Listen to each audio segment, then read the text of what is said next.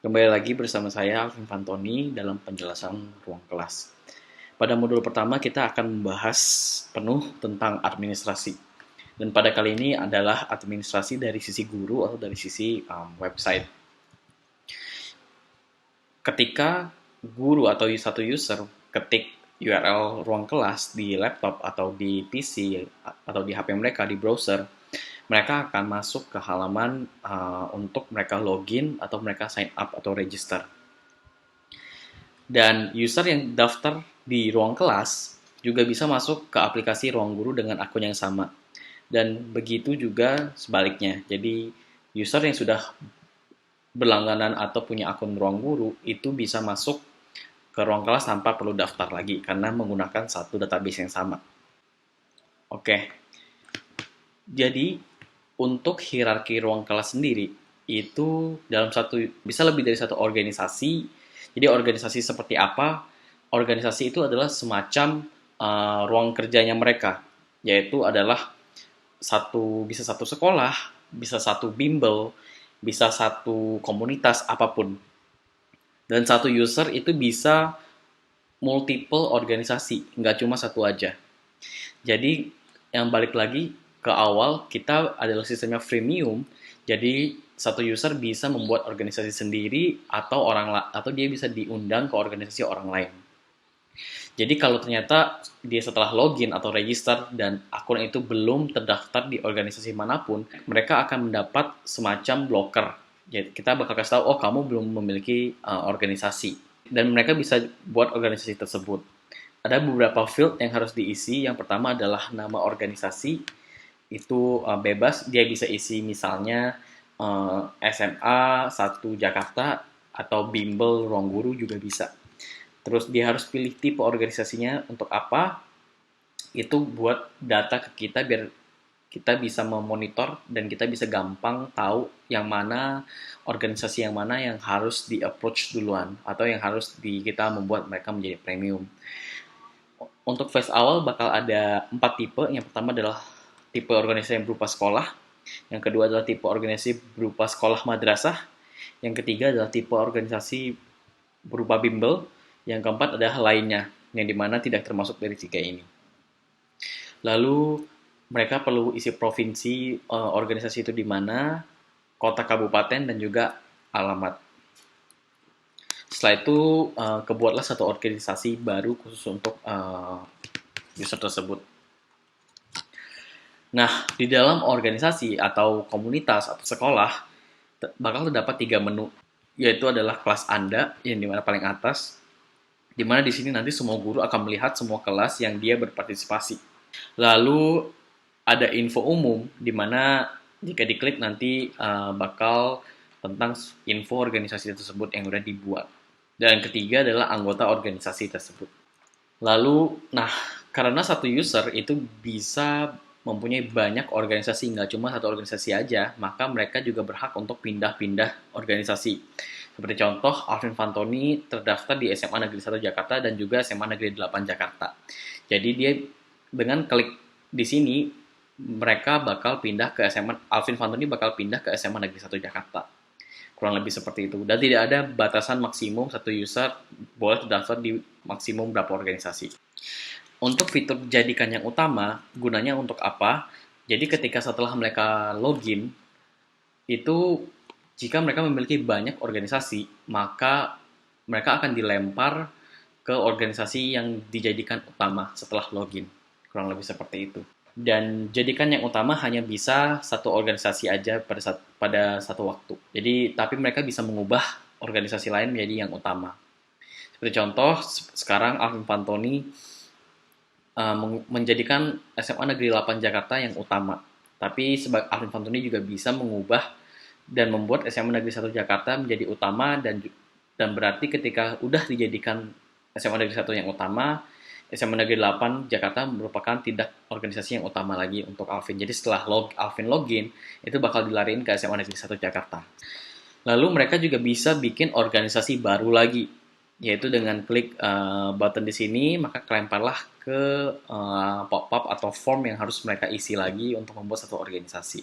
Nah, saya juga ingin menjelaskan bahwa di dalam organisasi itu terdapat tiga role yang berbeda. Yang pertama adalah admin. Admin itu adalah orang yang membuat organisasi. Dan juga admin mencangkup sebagai guru di organisasi tersebut. Yang kedua adalah role sebagai guru, tapi bukan admin. Yang ketiga adalah murid. Untuk user dengan role admin, itu yang hanya bisa mengundang guru ke dalam organisasi tersebut. Jika dia hanya guru, maka mereka hanya bisa melihat daftarnya saja, tapi tidak bisa mengundang guru baru. Lalu, untuk admin, itu maksimum mengundang 10 guru dalam satu undangan, bukan dalam satu organisasi.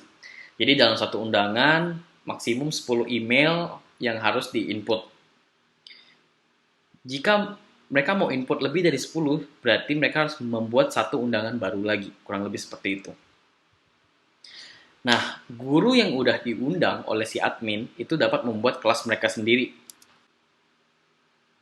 Ada beberapa syarat untuk undang guru ke dalam organisasi. Jadi, ketika mengundang, user yang diundang itu harus belum terdaftar di organisasi tersebut. Seperti contoh, Alvin Fantoni mau mengundang Bambang. Dan Bambang tidak boleh terdaftar di organisasi ini. Jikalau udah terdaftar ya berarti tidak bisa diundang lagi. Atau nanti bakal menjadi double atau menjadi 2. Dan tidak bisa seperti itu.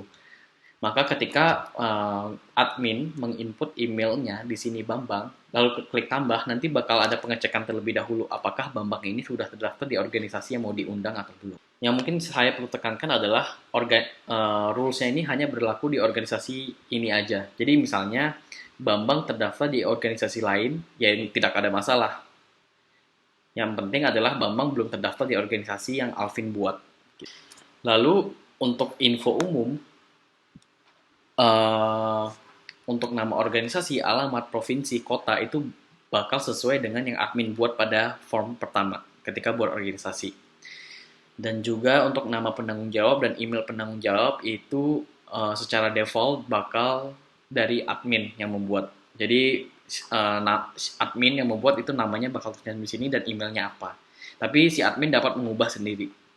Untuk upload foto, mereka juga bisa mengubah organisasi foto mereka. Seperti contoh, mereka mau mengupload icon dari sekolah mereka SMA, bla bla bla. Di sini juga ada ID organisasi yang menjadi pembeda antara satu organisasi dengan organisasi lainnya. Dan ID ini digunakan untuk apa? ID ini digunakan untuk nantinya mengubah satu organisasi menjadi free lalu menjadi ke premium, kurang lebih seperti itu. Maka ID organisasi ini juga sangat penting. Dan di sini juga kita bisa melihat statusnya ya. Kalau statusnya masih free, itu bakal menjadi organisasi gratis atau berwarna orange. Tapi kalau ternyata dia sudah premium, maka akan menjadi warna hijau. Nah, untuk role-nya guru, mereka tidak bisa mengubah-ubah info umum, hanya sebatas melihat aja. Yang bisa ubah info umum adalah si admin atau yang punya organisasi tersebut. Apakah bisa multi akun untuk si admin? Jawabannya tidak. Jadi cuma bisa satu akun untuk role admin. Nah, kurang lebih seperti ini analogi peran guru dan perbedaan peran sebagai admin. Jadi untuk guru, mereka hanya bisa melihat kelas-kelas yang mereka telah berpartisipasi aja. Tetapi untuk admin, mereka bisa melihat semua kelas di organisasi tersebut. Termasuk kelas-kelas yang bukan admin buat. Jadi seperti contoh, ini adalah guru A, ini adalah admin Alvin Fantoni. Guru A hanya bisa melihat kelas yang dimana dia terdaftar di kelas tersebut. Sedangkan Alvin Fantoni bisa melihat semua kelas, termasuk kelas yang dibuat oleh guru A. Kurang lebih seperti itu. Lalu apa yang terjadi untuk murid? Jika murid masuk ke dalam suatu organisasi dan bakal terjadi pengecekan apakah user ini murid, guru, atau admin. Ternyata kalau dia murid, dia bakal mendapat blocker page. Jadi kita mendeteksi, kamu di organisasi adalah murid. Dan kamu kalau mau belajar di organisasi ini, kamu harus masuk ke aplikasi Ruang Guru kita. Jadi emang benar-benar untuk fitur murid itu untuk phase awal hanya bisa dilakukan di aplikasi Ruang Guru. Sedangkan untuk guru atau admin itu semuanya dilakukan di website. Tetapi walaupun ternyata ternyata Alvin Fantoni di organisasi X dia murid, tapi di organisasi lain dia bisa tidak murid. Jadi emang benar-benar satu user atau satu akun bisa multi role di berbagai organisasi. Kurang lebih seperti itu.